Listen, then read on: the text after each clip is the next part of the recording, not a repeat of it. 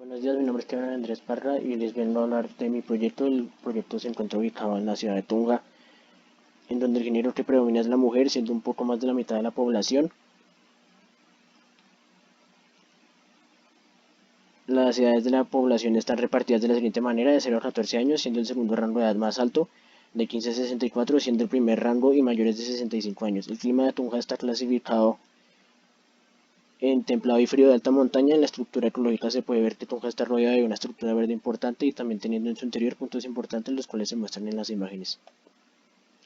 Entrando en el análisis del barrio a intervenir en usos del suelo, se evidencia que el uso predominante es la vivienda, teniendo un poco de uso mixto entre vivienda y comercio.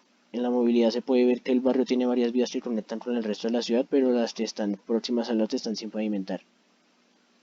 En el POT de Tunja, en el artículo 21 del Acuerdo Municipal denominado Estrategias Territoriales, se destaca la implementación de un gran parque recreacional con equipamientos mecánicos aledaño a la Villa Olímpica. El lote intervenir está rodeado por algunos lotes baldíos. Dichos lotes son las visuales inmediatas que tiene el lote. En análisis climatológico se evidencia que el sol sale por el este y ocultándose por el oeste. El ángulo de la trayectoria del sol depende de la época del año. Las brisas en Tunja vienen principalmente del sur. En este, los vientos de la fuerza y la velocidad del viento se reduce con las edificaciones existentes. Pasando a la memoria arquitectónica, pues se parte de una malla que genera una modulación en sus ejes, los cuales después acabarán siendo la cubierta del proyecto. La cubierta del proyecto nace a partir de una malla del análisis urbano, modulando aún más para que se adapte a la escala del proyecto. Se hace el mismo proceso en cada planta del proyecto, generando así una continuidad estructural a lo largo del edificio. Se repite el mismo proceso pero en fachada, generando un plano continuo que va desde la cubierta hasta la fachada. Bueno, en los sistemas de circulación podemos ver que las circulaciones alrededor de los espacios es una circulación lineal de repartición. En cuanto a las envolventes, pues las envolventes están determinadas por la actividad de la estructura. Dependiendo de la actividad, si se necesita más luz o no, pues se pondrá vidrio, y si pues no es un punto que necesite mucha iluminación, pues se pondrá la estructura pertinente. Se hace un análisis del uso propuesto para entender qué zonas debe tener una ludoteca y cómo es la pedagogía. De igual forma se analizaron unos referentes, los cuales se encuentran ubicados en España.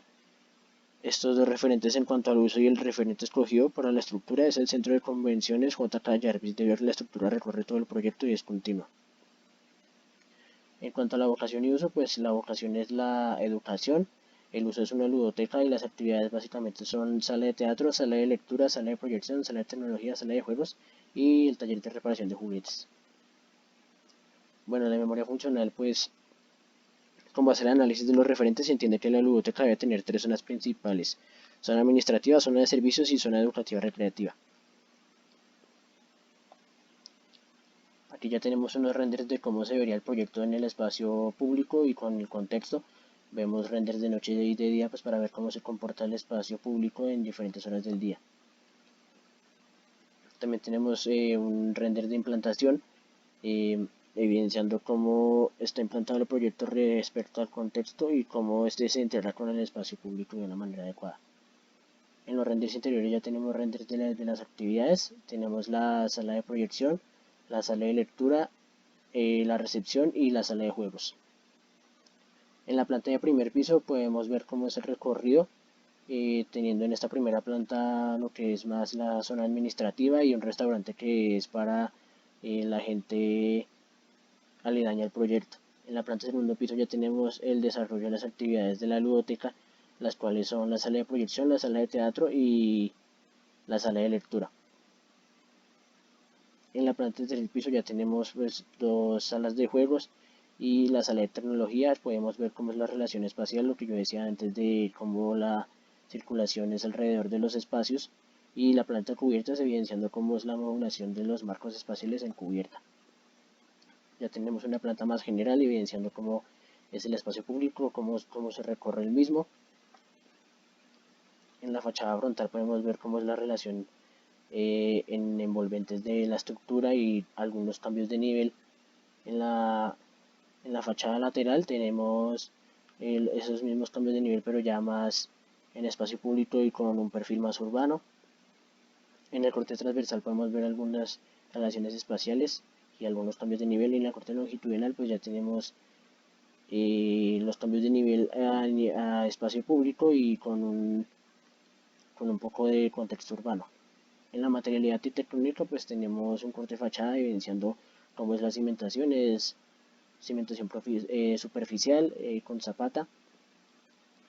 Tenemos pues en materiales pues el perfil metálico, que es lo que sostiene básicamente el proyecto, que baja desde la cubierta generando una continuidad. Tenemos un paral de madera, lo cual pues es como para cerrar los espacios. Y tenemos pues el vidrio que se genera para darle iluminación a los espacios. En cuanto a la maqueta estructural, pues podemos ver cómo sería la estructura en cada una de las plantas y cómo esta se vería implantada en el lote de intervención. Y en las plantas estructurales pues tenemos la planta de cubiertas, la planta de tercer piso y la planta de segundo piso, destacando pues cómo la estructura es uniforme, es continua y destacando las columnas importantes del proyecto. En el planteamiento estructural, pues primeramente se hizo el análisis del lugar, del cual los ejes proyectados desde unos puntos importantes del contexto generan una malla ortogonal de la cual nace la modulación de la estructura en cubierta y asimismo la ubicación del volumen. La estructura del proyecto nace a partir de la cubierta con una modulación ortogonal, dejando en algunas partes vacío para la entrada de luz natural al proyecto. Se escogió los marcos espaciales básicamente porque permiten tener una luz grande sin tener necesariamente que tener columnas en medio de los espacios y que digamos imposibiliten entorpezcan el desarrollo de las actividades.